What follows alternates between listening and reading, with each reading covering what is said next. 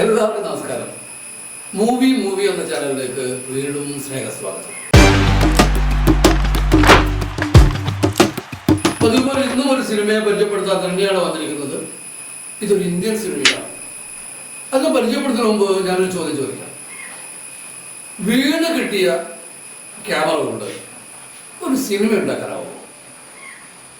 തീർച്ചയായും ആ ചോദ്യത്തിന് ഉത്തരം അറിയാൻ ഈ സിനിമ കണ്ടേ പറ്റൂ. ഈ സിനിമയുടെ പേര് സിനിമ ബണ്ടി എന്നാണ്.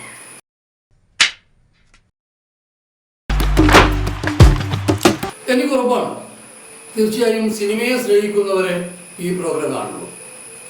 അതുകൊണ്ട് തന്നെ പലർക്കും സിനിമ ഒരു സ്വപ്നമായി, ഒരു മോഹമായി, തീർത്താൽ തീരാത്ത ഒരു ഇഷ്ടമായി ഇങ്ങനെ കൂടെ കൊണ്ടു നടക്കുന്നവരാവും പലരും. ഈ സിനിമ വീരബാബു എന്ന് പറഞ്ഞ ആന്ധ്രയിലെ ഉൾനാട്ടിലെ ഒരു ഓട്ടോ ഡ്രൈവറുടെ കഥയാണ്. ഓട്ടോ ഡ്രൈവറുടെ കഥ മാത്രമല്ല, ഇത് ഒരു കൂട്ടായ്മയുടെ കഥയാണ്, അല്ലെങ്കിൽ ഒരു സിനിമയുടെ പിറവിയുടെ കഥയാണ്.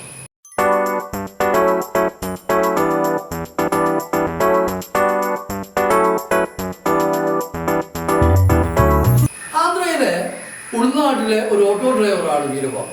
വീരബാബു ഒരു ദിവസം ഓട്ടോ വീട്ടിലേക്ക് ഒതുക്കുമ്പോൾ ഓട്ടോയുടെ ബാക്കിൽ ഒരു വലിയ ബാഗ് കാണും.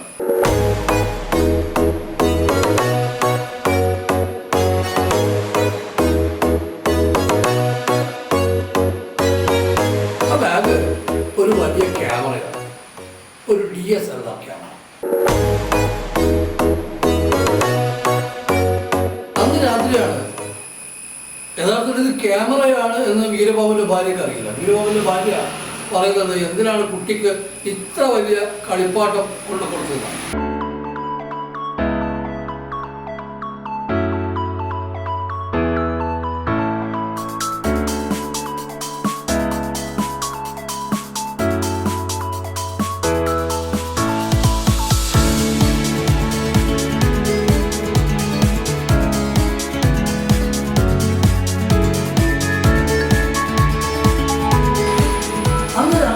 വീരബാബു ടിവിയിൽ ഒരു ന്യൂസ് കാണും. ഒരു ഗ്രാമത്തിൽ വളരെ ചുരുങ്ങിയ ബഡ്ജറ്റിൽ നിർമ്മിച്ച ഒരു സിനിമ സൂപ്പർ ഹിറ്റായി മാറിയ വാർത്തയാണ് അത് വീരബാബു കണ്ടത്.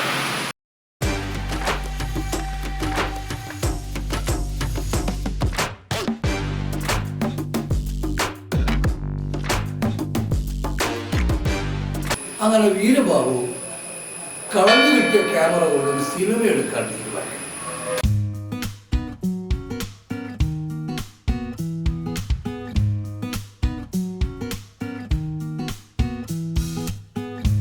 സിനിമ നിർമ്മിക്കാനുള്ള വീരബാബുവിന്റെ മോഹം ആദ്യമായി അദ്ദേഹം പങ്കുവച്ചത് അയാളുടെ വളരെ അടുത്ത സുഹൃത്തായ ഗണപതിയോടാണ്. ഗണപതി ആ ഗ്രാമത്തിലെ അറിയപ്പെടുന്ന ഒരു ഫോട്ടോഗ്രാഫറാണ്. പക്ഷേ അദ്ദേഹം ഉപയോഗിക്കുന്നത് സാധാരണ നമ്മൾ ഓട്ടോ ഫോക്കസ് ക്യാമറ എന്ന് പറയുന്ന തരത്തിലുള്ള ഒരു കൊച്ചു ക്യാമറയാണ്. വീരബാബുവും ഗണപതിയും കൂടി സിനിമ നിർമ്മിക്കാൻ വേണ്ടി ഒരു തിരക്കഥ സംഘടിപ്പിച്ചു.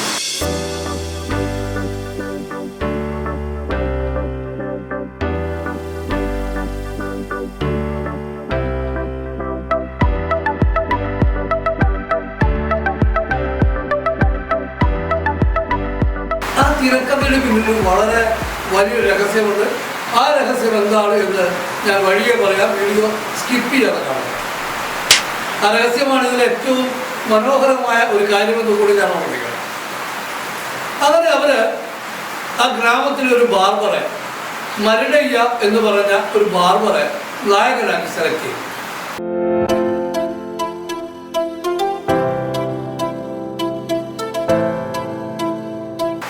അദ്ദേഹം അപ്പോൾ തന്നെ നായകനായി സെലക്ട് ചെയ്ത സമയത്ത് തന്നെ, സെലക്റ്റായ അതേ സമയത്ത് തന്നെ അദ്ദേഹം പേരൊക്കെ മാറ്റുന്നുണ്ട്. പിന്നെ അദ്ദേഹം മരുടേഷ് ബാബു എന്ന് നാളെ ഒരു കാലത്ത് വെള്ളിത്തിരയിൽ അറിയപ്പെടാനുള്ള നടനായി മനസ്സുകൊണ്ട് സ്വപ്നം കാണുക. മരുടേഷ് ബാബു വീരന്റെയും ഗണപതിയുടെയും ഈ സിനിമാ മോഹം നാട്ടുകാർക്ക് വളരെ കൗതുകകരമായ ഒരു അവസ്ഥയിലേക്ക് എത്തിയാണ്.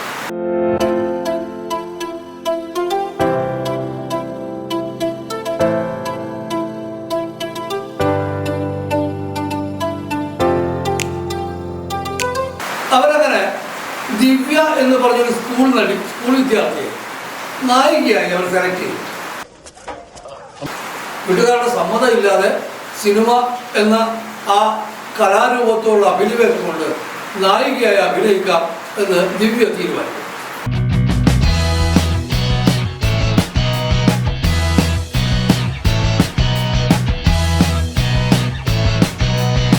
ഷൂട്ടിംഗ് നടന്നുകൊണ്ടിരിക്കെ ഇതെങ്ങനെയോ തിരിച്ചറിഞ്ഞ ദിവ്യയുടെ വീട്ടുകാർ അവളുടെ കല്യാണം നിശ്ചയിക്കും. ലൊക്കേഷനിൽ വീരബാഹുവിനും ഗണപതിക്കും സഹായിയായ ഒരു ചെറുപ്പക്കാരൻ്റെ കൂടെ ദിവ്യ ഒളിച്ചോടി പോകും. അതോടെ ആ ഗ്രാമം മുഴുവൻ വീരബാഹുവിനും ഗണപതിക്കും എതിരാവും.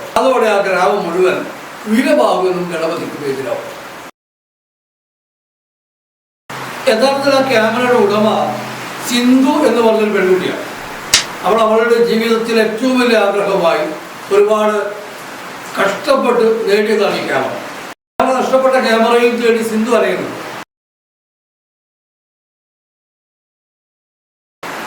ഇതേ സമയത്ത് ഇതൊന്നും അറിയാതെ വീരനും ഗണപതിയും മരടിയപ്പയും ഒക്കെ സിനിമയുടെ പ്രവർത്തനത്തിൽ ഏർപ്പെട്ടുകൊണ്ടിരിക്കുകയും ചെയ്യുന്നു.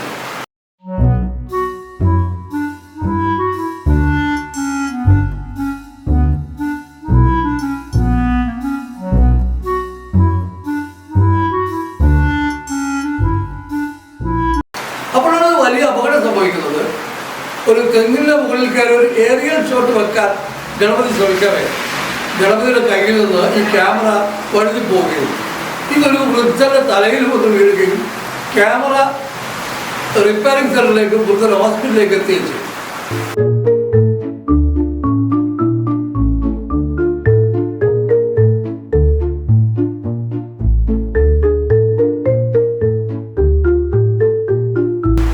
ഗണപതി എന്ന ഗ്രാമീണ ഫോട്ടോഗ്രാഫർക്ക് ഒരിക്കലും അത്തരമൊരു DSLR ക്യാമറ കിട്ടില്ല എന്ന് ഉറപ്പായ റിപ്പയർ ഷോപ്പുകാരൻ, ക്യാമറ സർവീസ് സെൻ്ററുകാരൻ അന്വേഷിക്കുകയും സിന്ധുവിന് വിവരമെത്തുകയും ചെയ്തു.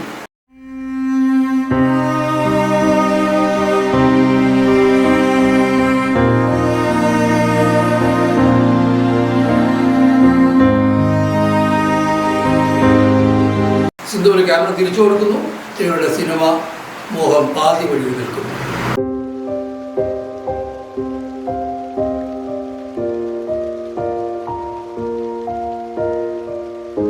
എന്നാൽ തുടർന്ന് സംഭവിക്കുന്നതാണ് ഈ സിനിമയുടെ ഏറ്റവും വലിയ ക്ലൈമാക്സ്. അതുപോലെ ഞാനൊരു രഹസ്യം പറയാമെന്ന് പറഞ്ഞിരുന്നു. സിനിമ പൂർത്തിയാകുന്നു.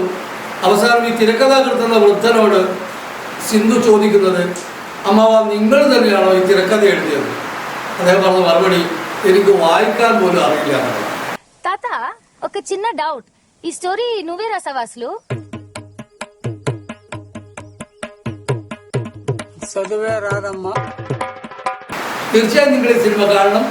സിനിമയെ സ്നേഹിക്കുന്നവർ പലരും ഇത് സബ്സ്ക്രൈബ് ചെയ്യാതാണ് ചാനൽ കാണുന്നത്. തീർച്ചയായും സബ്സ്ക്രൈബ് ചെയ്യണം. പുതിയ സിനിമകളുമായി വീണ്ടും വരാം. അതുവരേക്കും ബബായ് ഫ്രം അജിത്.